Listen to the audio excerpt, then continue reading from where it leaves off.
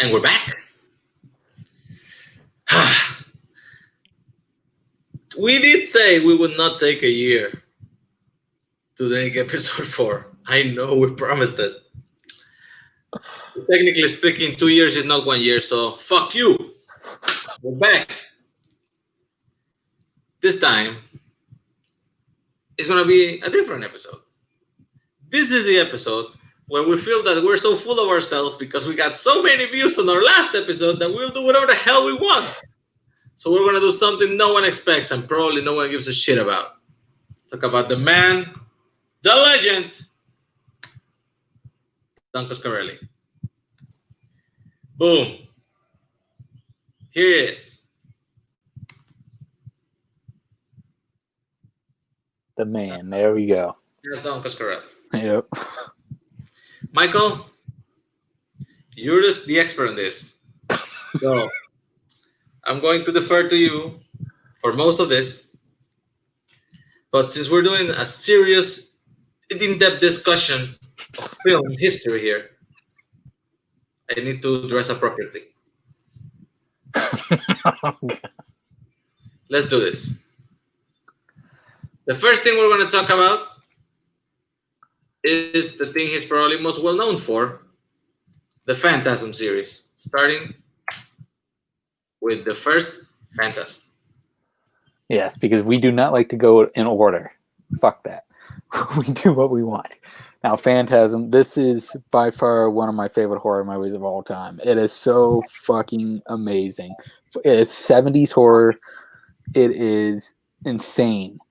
It has 3 guys. It has a little kid named Mike.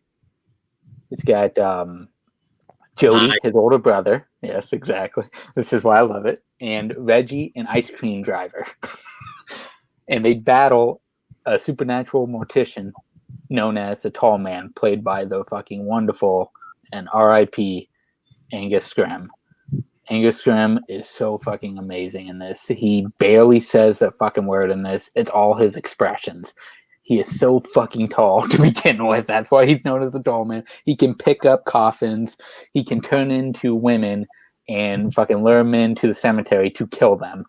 He can turn into women? Yeah, he turns into a woman to lure Mike's older brother Jody. First, he lures the friend over to the cemetery and kills him. And when he kills these people, what he'll do is he will shrink them into what they refer to them as dwarves. He will take the brains out and he will use them as slaves in another dimension. It is so fucking wacky. And then when they're in a mausoleum, these things, the spheres, they'll come flying at you and fucking stab you in the head, and a drill will come out and fuck you up. These are throughout the series. These are fucking incredible. Wait, show me the spear again. Put it bigger. And a little drill comes out about here, and it fucking stabs you in the head and drills into your fucking head. Or in a what I think it's the third one, it drills into his hand. These are fucking amazing. That's pretty sweet. But yeah, it's everything you would want in a horror movie. It fucking blood, guts. It has so many supernatural elements to it, and it has one of my favorite sequences, the ending, which I will not spoil, but it's one of the greatest jump scares I've seen. It is so great. Now, this movie was so great, it got a sequel. Yes. And that's called Phantasm 2. Phantasm 2. Now, this one kind of took the Aliens approach where it made it more action horror. This time around, you have Mike, played by a different actor. He's older this time. And you have... and this is the only one that they changed Mike on. After that, they brought back the original actor for the rest of them. This is the only one where they changed Mike. And they bring back Reggie as the ice cream driver. But this time, he has two double barrel shotguns that he tapes up to make a fucking 4-barrel shotgun, and he goes to fucking work. He fucking destroys so many fucking people in this movie with that shotgun. It is amazing. This is an action-packed sequel. It delves into more of who the Tall Man is. It delves more into a story of how his supernatural abilities, and it delves into more of the the other dimension aspect and why he's doing what he's doing. It also deals with telekinetic powers. There's a woman in this that Mike is telepathically linked to that he sees in his dreams that is being stalked by the tall man as well. And this time around, you get more of the story of who the tall man is, Jebediah. He's Jebediah Morningside. You find out that he was just a regular guy, but he decided to he found a fucking time, he made a time portal to go into a different dimension, time and space, and turned him into this tall man who does not die. No matter what you do to this fucking guy, he's like fucking Jason. Whatever you do, he's coming back. This is a great sequel. I like this just as much as the first one. I like the fact that it's starting to revolve around a sphere, kind of like Hellraiser does around a cube. Yes. What is the series with the pyramid? There's no pyramid. So, out of the first two, which one do you prefer? I give a slight edge to the first one because I like the story better in the first one. I like the more that they are more weak in the first one, that they're actually being like they don't know what to do. They can't really get away from it. Second one is them coming after the tall man himself because of what he did. The first one is more on them being chased by the tall man. So I think it's better in the fact that you don't know what to expect in the first one. The second one, you kind of get the feeling of what's going on and how much he fucking can do. So, after the second one, you might think the series was over. You would be wrong. Nope. 2003, Lord of the Dead. So you got the first one that took place in the 70s. You got the second one that took place in the late 80s. And now you got the first one to take place in the 90s. Now this one was very cheaply made, just like the other two. But they are very cheap made movies. I think this one was made for like $650,000, something like that. It was some crazy fucking amount like that. It was so small. But this one delves right into time travel, to where you get to see Mike go back in time to see who Jebediah was. And you get little backstories, but a little more backstory into Jebediah and why he is the way he is. And you also get to see towns that are fucking destroyed by him. And there's a group that comes involved that Reggie and Mike get involved with that are kind of like raiders of towns now that the towns have kind of been ransacked by the tall man and turned into the little dwarf slaves, which they kind of look like. I can't think of their names in Star Wars. It's the ones with the robes in the first one, little tiny fuckers with like the beady eyes. Oh, like, the Jawas. Yes, they're kind of like the Jawas. They kind of look like Jawas. That's what they kind of look like. They look like Jawas. And then you see more of them, and you see more of the spheres. This time there's hundreds of spheres in this one that you get to see, and you see that he's building an army to try to take over the world because he wants to make it like his dimension is. He wants everyone to be slaves. And it delves way more into the sphere, especially because now you get to see that the sphere are people that have died. Because Mike's older brother, Jody, from the first one, has become a sphere. You get to see him as Jody, but he turns back into a sphere, and he travels around. So you kill people and turn them into spheres, and then use the spheres that are people to kill more people and turn them into more spheres. Yeah, it gets very convoluted with the story. This one is where it starts going off the edges of craziness. That shit insane of the concept. Like it's so great how they do it, though. I love the instances of showing, especially with how much they spent on this movie to show the town's ransacked and everything. It's perfect. It knows what it is. It's fucking amazing. And again, Angus Scrimm is fucking incredible as a tall man. And you get to see more humanity from him as Jebediah Morningside as well. And this is the one they brought back the original Mike. Yes, they brought back the original Mike in this one. So out of the three, which one's the better? Number one. I still give the edge number one. These ones, I basically go in order of the release. I love the first one. First one, then the second one, then the third one. Yes. You like fake Mike more than regular Mike? Okay. Yes. Comes to the second one, I like fake Mike. So that's a perfect trilogy of movies for Phantasm for Don Coscarelli. So he finishes that, and you may ask if he wants to do something else. Nope. He does Fantastic Four. Phantasm for Oblivion. Now, Yes. this movie, the only thing that I would say against this movie back then was the fact that the way it ended didn't have a clear ending, because they left it like the rest of them, like there was going to be another one, and we didn't get another one for many fucking years. But I still love how they went about the story of Phantasm 4, of how they finished it, that this is the time that Mike, Reggie, and Jody are going to try to finish him off once and for all. And they deal a lot with the time travel aspect in this one and using dimensions to try to fuck with him. Mike gets completely screwed in this one. This one is where Mike gets fucked up by some spheres. And Reggie is the one that kind of saves it all yet again. Reggie is an unsung hero. He's kind of like the Ash from the Evil Dead series. He gets his ass kicked many times, but he comes back and he becomes more and more badass as series goes around. And to know that he went from ice cream driver / musician to total badass is fucking amazing. He's the one that kept these movies alive for sure, because the way he portrays Reggie, and his real name is Reggie Bannister. They use all their real names in this. Reggie, Mike, and Jody. It's fucking incredible what they do with this. And Angus Scrimm, if he was to go out on this movie, I would say it's a good ending for him in general. So is the second Mike also called Mike in real life? Yes. Shocking.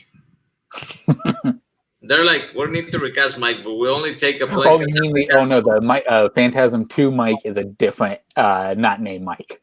Yeah, he's not named Mike. I can't think of his name right now, but I remember him from Point Break. He's actually in Point Break. Oh, yeah? Fun. Yeah. He plays one of the surfer guys. So basically you're saying the first one is good, and then it all goes downhill from there until 4. In that order. 1, 2, 3, 4? 1, 2, 3, 4. But they're all good. Yeah, I love all of them. And it's one continuous story. That's what I love about this. With the exception of the time gap from the first and second one where it becomes older, the rest of them are all the same reoccurring story throughout. So you get to basically live the story with the characters, which is what I love most about it. It's pretty sweet.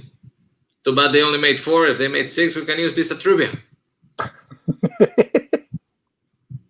Okay, so changing a little of pace here. We're done with Phantasm. We're going to go back to the beginning for Don Coscarelli, to the first movie he ever made. Boom. Jim's The World's Greatest. Now, this movie I had heard about, but I had not seen until recently. And it's a fucking good movie. It's a good fucking movie. It has Angus Scrimm as a father. It's more of a drama this time around, where it follows a young teenage man, his little brother, and Angus Scrimm as his drunk father. And it just follows the young man's life as he's going through high school. And you think it's just going to be about him dealing with all teenage shit going through. But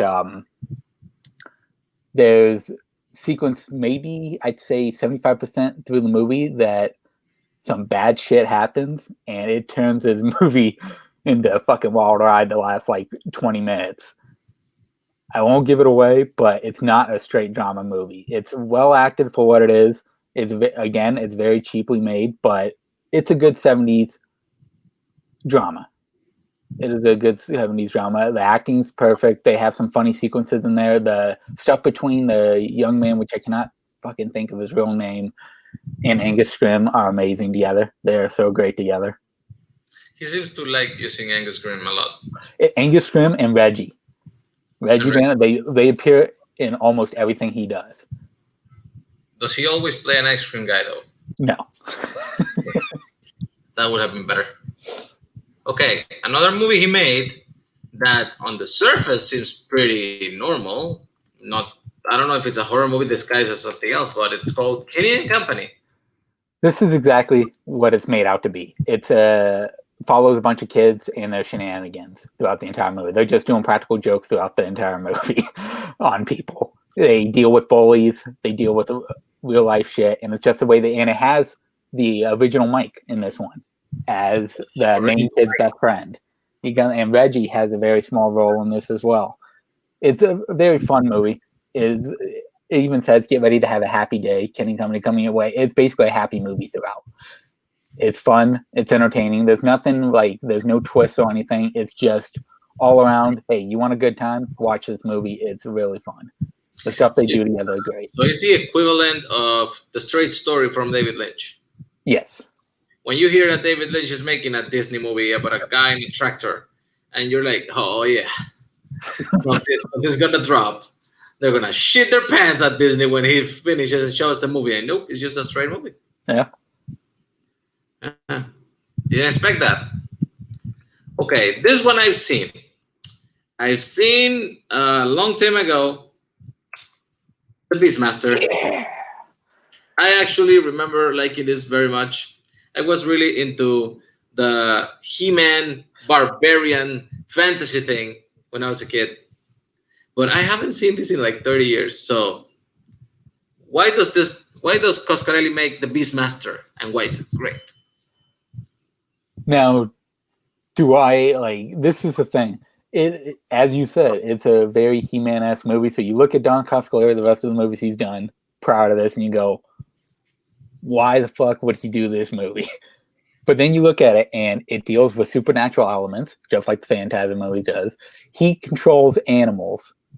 He's able to look through animals' eyes, including an eagle, which is fucking insane. I love it. It is that shit nuts the way he does it.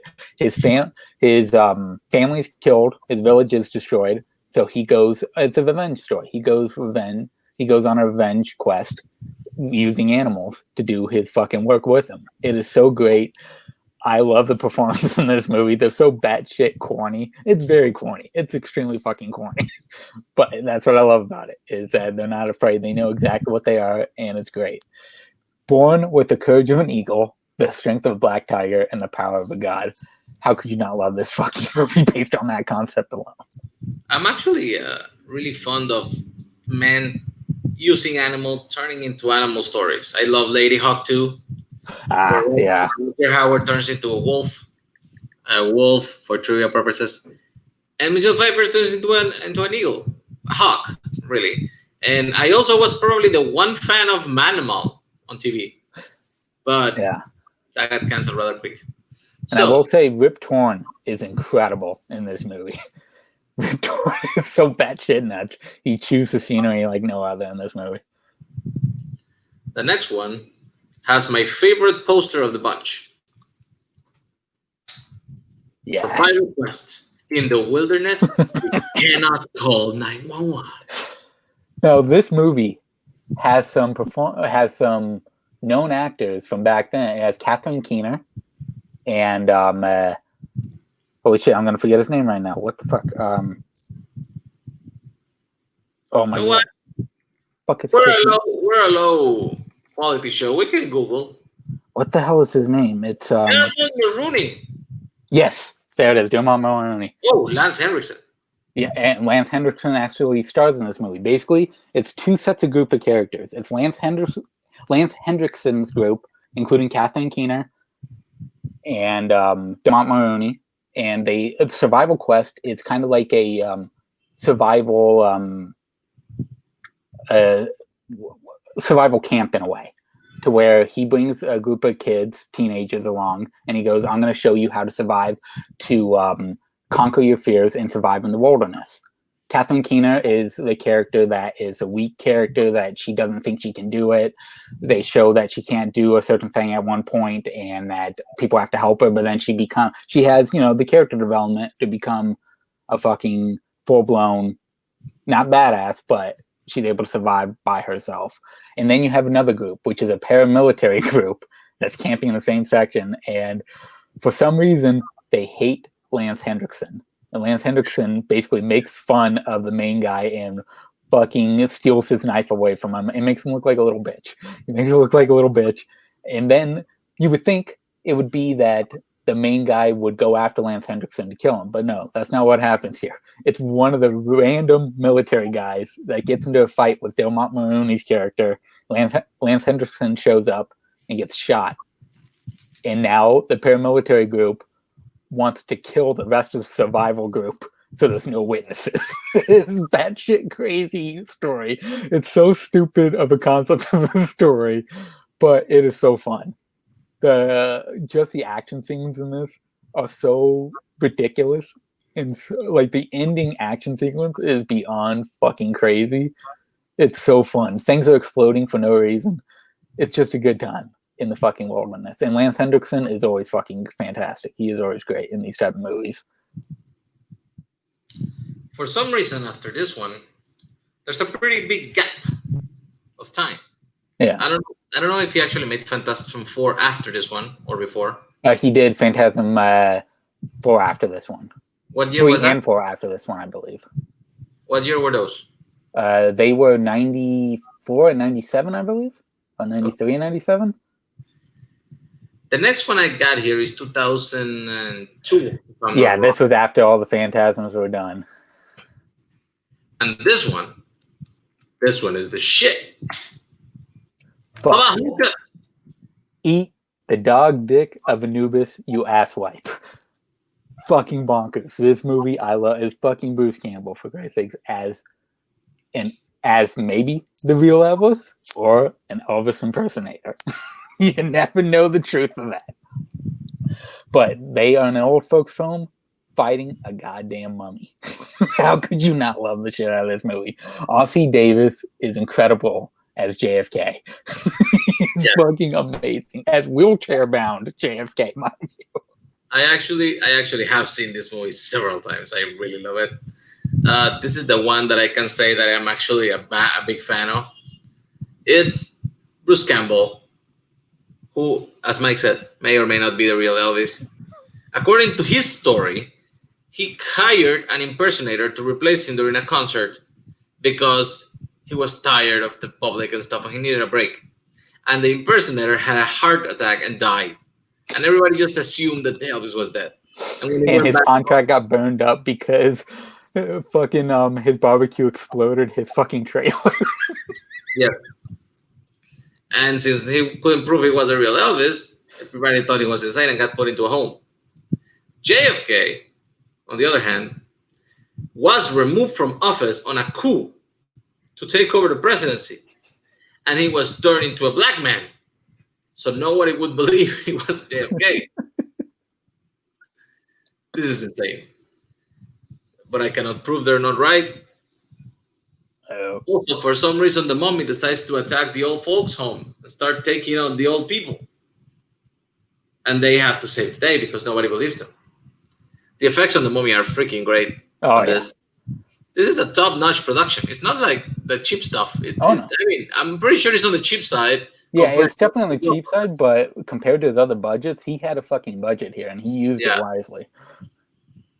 This one is probably going to be the most accessible one and the easier to get to stream.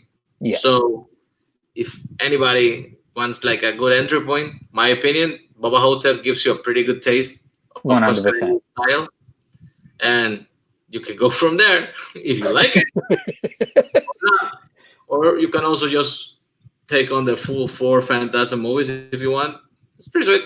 Yeah, there's a 5th one of Phantasm, but it's not directed by Don Coscarelli. It's still good, but it's not directed by him, so it's definitely a different style. It's not directed by him. Fuck him. Yep.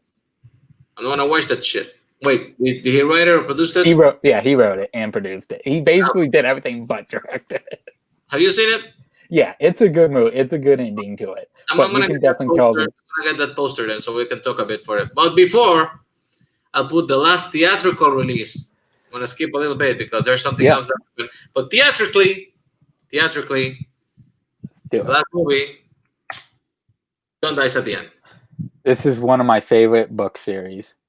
It's so like this is the epitome of what I love of batshit crazy nonsense. It is John dies at the end. It's fucking John and a guy named David Wong, who changes his last name because it's the most, as he says, it is the most well-known last name on the planet, so they cannot find him. It's David Wong and John battling monsters. And in this story, they're battling it because of a thing called soy sauce. Now, it's not the soy sauce you're thinking of. It is a soy sauce that makes you hallucinate and basically turns you either to die or it gives you special powers. It's fucking ridiculous. Paul Giamatti, as you can tell on the poster, has a very small role as a reporter who David is talking to throughout the movie through he's basically telling the story of John dies at the end to Paul Giamatti's character throughout the story for a reason. Wait, so John does die at the end? Technically, yes, but no. It is very it's fucking bananas. It's very hard to describe this story without giving shit away, but Clancy Brown plays a fucking televangelist who kills monsters as well. It's fucking a great fucking part. Angus Scrimm plays a very small part in this as well. It's a fucking batshit crazy concept. Everything you want out of it. It has a Jamaican guy who can levitate. It has a girl with no hand that gets into a lot of trouble. It's got packages of meat that come together to become a monster that they have to try to kill. It's got a guy who reanimates every time you chop his head off. It's got everything you want. It's fucking crazy. It's a ridiculous story. But they've made, I believe, 3 novels now. Be the 4th one he's writing now. I love all the novels. Unfortunately, they're probably not going to do any more movies after this. This movie did not do well in the theaters at all. Of course, because when you hear the concept, you go, what the fuck? But it's still a great fucking movie. Is Mike in this one? No, Mike is not in this one. What about Reggie? Reggie does he? I believe he appears for a couple, like a scene in this one. I believe he does a cameo in this. Hate people that forget where they come from. Yeah. Bring your people. Come on. Okay, and we're gonna deviate a little bit from the filmography of the man to go to the movie that apparently he wrote and not directed. Phantasm Ravager. This one is. I gotta say something, Mike, before you start. Oh yeah. This is a badass poster. Oh yeah, it's an amazing poster. This, if you wanted to know about spheres, this is a movie to know about. They have Independence Day big ass spheres. The Independence Day ships are fucking spheres now, and they're trying to fucking take out the world. It is fucking crazy. And this is starring Reggie this time. This is a Reggie made movie here. It has Mike in it. It has Jodie back, but this is Reggie through and through. Basically, Reggie is in a mental hospital, and they're telling him that everything he's experienced is not real. He's living 2 lives now. You see the life of him and Mike coming to visit him, Mike and Jodie coming to visit him and telling him that all this stuff isn't real. It's all in his head. And then you have post-apocalyptic version where Reggie is trying to survive again against the tall man and try to defeat him once and for all with Mike and Jodie. It is the way, I cannot think of the director's name right now, but the way he goes about dealing with is Reggie nuts or not is great. It's a fantastic concept. Is it, does it have the same style as the other ones? No. But the unique style he puts to it, I enjoy. It's definitely the effects are back down. I googled the director is David Hartman. David Hartman, okay. And he, Don Coscarelli was all over this movie. He produced it. He wrote it. The budget is back down to being minuscule, and you can totally tell in this movie because the effects, holy shit, the effects in this movie are not as great as the other ones are. It's kind of ridiculous, but it's still a fun story, and it's a fun conclusion to the Phantasm series in a whole. Angus Scrimm died right after this movie. R.I.P. But the way he finished this off was a perfect ending for him. I think this was a perfect goodbye for him. This is a great concept. I have a question. Yeah. You told me the spheres were people. How do they justify some people spheres? It's some people are spheres, not all of them. Yeah. So I don't they don't explain how the big ass spheres become big ass spheres. It's just there. The new type of spheres that are destroying fucking cities and shit. The story is so without it's very hard to describe in detail some of the choices there because there are a lot of spoilers in between that make the entire journey of Phantasm what Phantasm is a great fucking ride. You want to not know certain portions of these movies to experience for the first time. It is a great fucking series of films. all the way to going back to this, which almost took, I believe it took 20 years. I believe the Ravager was 2017, 2016? 2016. So almost 20 years it took to finish Wait, off the series. that's 40 squad year.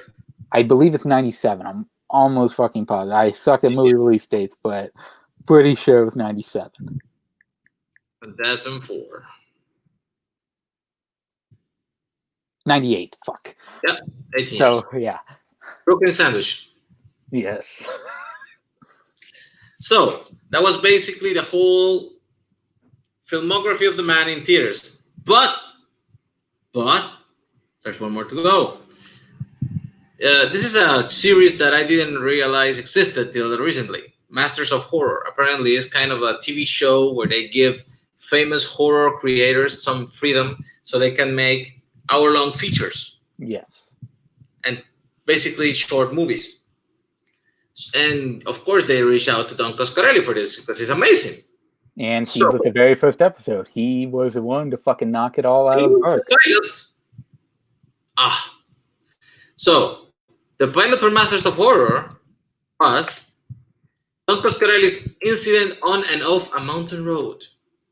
Now, this movie has fucking Ethan Embry from Empire Records, from Vegas Vacation, from Devil's Candy. It has him in a very good part in this where he plays a creep, like a psycho creep.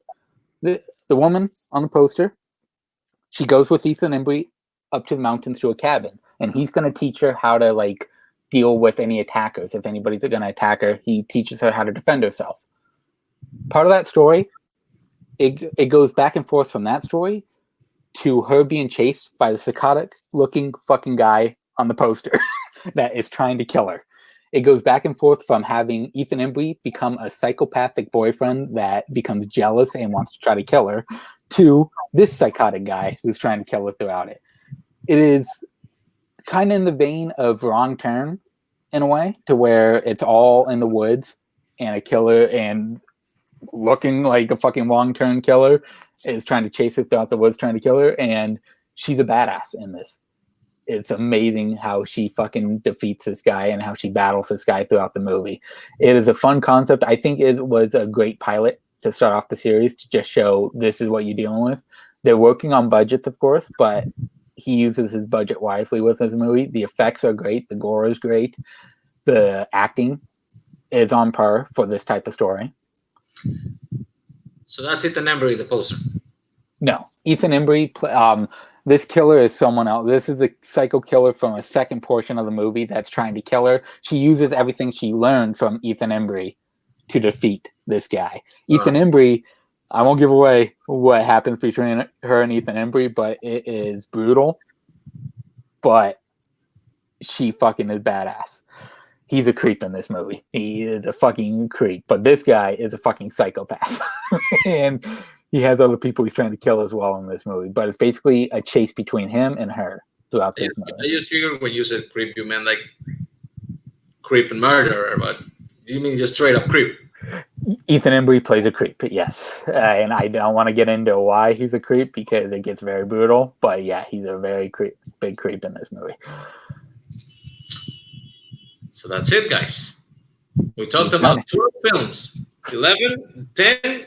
11. Theatrically released. Yes. 10 theatrically, 1 not.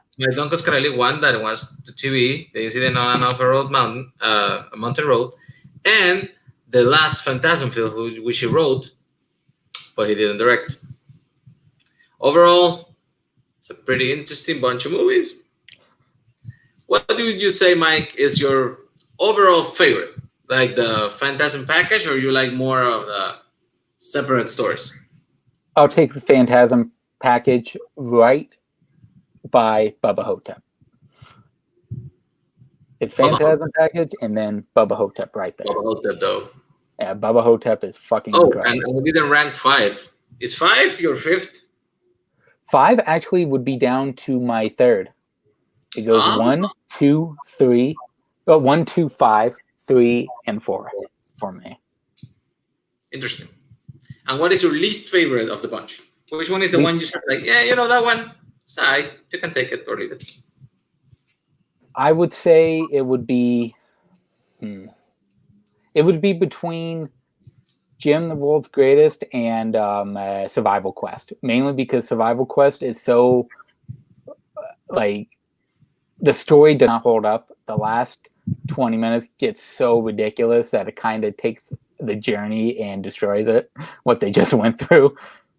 That sucks. It's still an enjoyable movie, but It was an awesome poster. Yeah, no, the poster's fucking great. Well, guys, I hope you're a little more educated. We could have gotten links if these things were on streaming services or anything, but that would be working. Yes, and we do not work here. We don't do that shit. You all have letterboxes. Google it yourself, lazy asses. One final question, Mike. Yes. Did you realize they changed my glasses? About 5 minutes ago, I did. That was it. I used 3 colors during this. Holy shit. So, that's it. We didn't rank shit.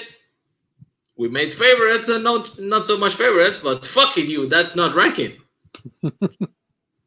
This man loved this director. I love the little I've seen from this director, so I'll take his word for it. And now you all are a little more educated on a little horror history. So, episode 5, Mike. Are we doing anything? Maybe. Maybe not. Maybe fuck yourself. True. Bye, guys. This has been I'm Ranked. Episode 4, I think. See you soon.